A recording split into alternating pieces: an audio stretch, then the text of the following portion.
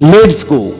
Actually let's go করার পরে কি করতে হয়? লেটস গো মানে হচ্ছে মানে তুমি তোমার যে তোমার ম্যানিফেস্টেশন সেটা কমপ্লিট করে তোমার যা যা করার তুমি সব কিছু করে তুমি ভগবানের কাছে মানে ডিভাইনের কাছে ইউনিভার্সের কাছে তুমি স্যারেন্ডার করে দিলে।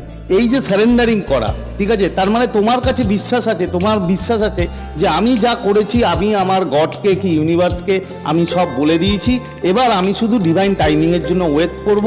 এবার রেসপন্সিবিলিটি হচ্ছে মানে শুধুমাত্র ইউনিভার্সের ডিভাইন ঠিক সময় মতো আমাকে আমার জায়গায় পৌঁছে দেবে।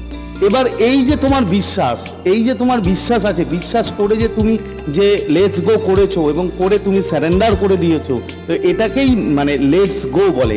ধরো তুমি কথার কথা বলছি একটা জব ম্যানিফেস্ট করতে চাইছো কিংবা প্রিয় মানুষকে ম্যানিফেস্ট করতে চাইছো, তো তোমার বিশ্বাস আছে যে ইউনিভার্স ঠিক তোমাকে সময় মতো ডিভাইন টাইমিং অনুযায়ী হয়